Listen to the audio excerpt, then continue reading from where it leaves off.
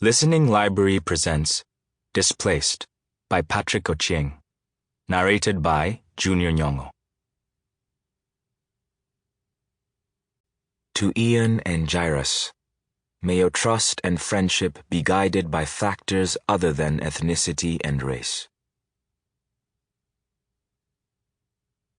Prologue. My teeth chatter. My hands tremble. My heart throbs. Rain lashes at my face.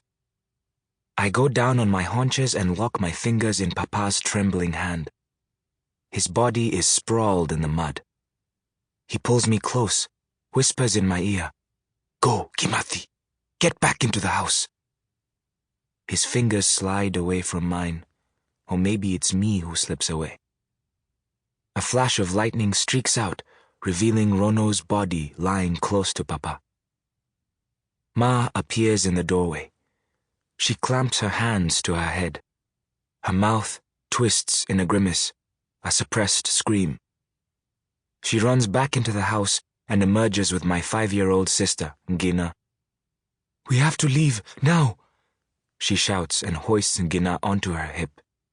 With her free hand, she hikes up her dress. "Run, Kimathi, run!" So we are running. Running out of our compound. Running through mud. Running uphill. Fleeing from our home. Panting. Out of breath. We run. The rain pelts down. Mud squishes and slurps at our heels. We stop at the top of the incline that overlooks our house. A small blob of orange floats in the air and blossoms into a huge flame on the roof. "Why?" I cry. "Don't look back, Kimathi, just run!" Ma calls out, clutching Gina, as the sounds of footfalls and voices draw near. We continue running, tripping, falling and rising to run even faster.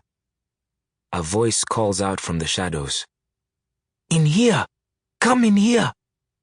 It can only be Gogo, the old woman who lives by the roadside in a tiny wooden shack. We duck in and huddle next to her.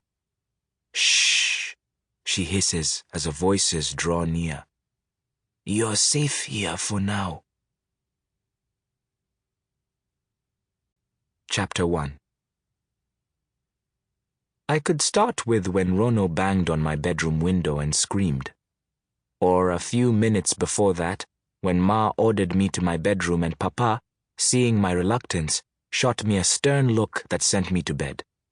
But no, I have to start with the time I first met Rono, who became a good friend, almost a brother. I was 9 then. It must have been a weekend or during the holidays, as I wasn't in school. I looked out through the kitchen window, and there was this stranger standing by our Kai apple fence. He was tall, with wide shoulders, and had a boyish look. "Are you looking for someone? Can we help you?" I remember Papa asking, and at first the stranger didn't answer. When he finally did, he spoke with a stutter. His name was Rono, he said. He was looking for work, any kind of work. Papa then asked him lots of questions. Rono's answers almost drove Ma to tears. He said he thought he was 17, but wasn't too sure, and he had no ID. He'd dropped out of school to take care of his sick mother, he added in a resigned tone. He had no other family, he said. After that, Papa stopped asking him about himself. He let Rono sit in front of our house, under the mango tree. Ma served him a mug of porridge and sweet potatoes, which he stuffed into his mouth like he hadn't eaten for days.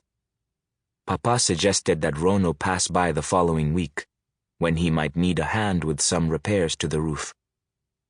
But the next morning Rono was back already. And the following day, and the day after that. Soon he was all over the place, helping fix one thing or another. It wasn't long before Rono was doing odd jobs for our neighbors too. Every time Rono greeted me, his hands swallowed mine. He walked with a limp and was slow with his words, as though he were scared of saying or doing the wrong thing and wanted to be sure. He would run his tongue against his lips for a few seconds, trying to make sense of whatever he had been asked to do. Once he got it, his face would light up. He would then lower his head and work at it until it was done. When my parents had no work for him, he helped on the nearby farms. He could easily lift a full sack of maize and stack it onto a high pile. But he was also gentle and patient when kids trotted behind him, even when they aped his limp and mimicked his stutter. He would invite them for piggyback rides on his wide shoulders. Soon enough, they would be whooping with joy as they took turns on Rono's back. It was Rono who taught me to ride a bicycle.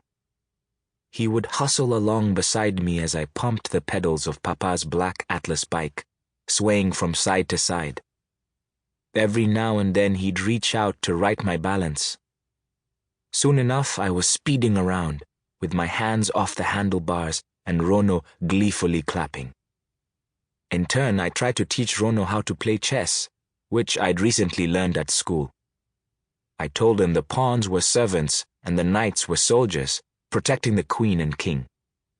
But when I showed him how far and fast the pieces could move on the board, he shook his head doubtfully.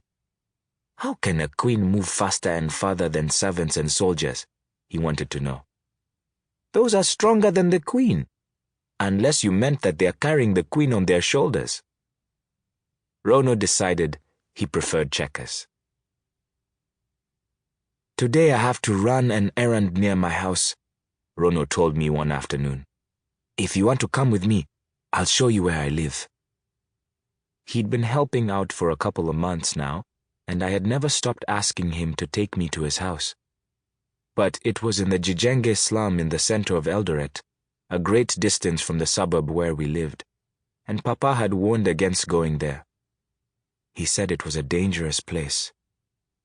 That day, though, Ma and Papa were away, attending the funeral service of one of Papa's co-workers, so I was free to go wherever I wanted. My legs worked hard to keep up with Rono's pace. We walked for a long time before turning off the paved road and onto a dirt path. Squeezing between zinc and tin shacks built close together, we leapt over a couple of sewers and hurried past lots of garbage before stopping by a rusted shack. Smiling, Rono dug his hand into the pocket of his overalls, brought out a key to open the door. The floor inside the shack was earthen. The inner walls were covered with old newspapers. It was dark and dank. Why do you live in a place like this? I asked. Why can't you come and live with us? Rono didn't answer. His lips just twisted into a sad smile. For days after that, I wondered how anyone could spend even one night in that creepy place with only a flattened, tattered foam mattress in a corner. How anyone could still smile and whistle out a merry tune the next morning. Me? I would be mad at everyone and everything if I had to live there. But not Rono. I never even saw him act annoyed.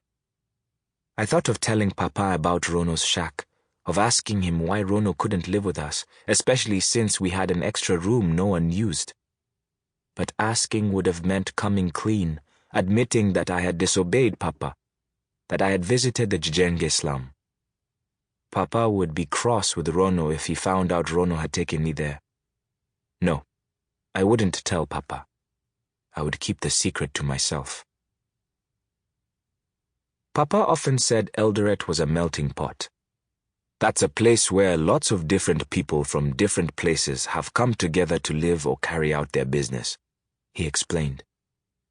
Though he himself had been born in Eldoret, his own father, like many others, had migrated from central Kenya. Ma had been born in central Kenya at the foot of Mount Kenya, which she said had a lot of history. She liked to tell us how Queen Elizabeth of England first heard that her father had died and discovered she was the new queen while she was visiting a place called Treetops in Nyeri, near where Ma was born. Like Papa, My little sister Ngina and I. Sample complete. Ready to continue?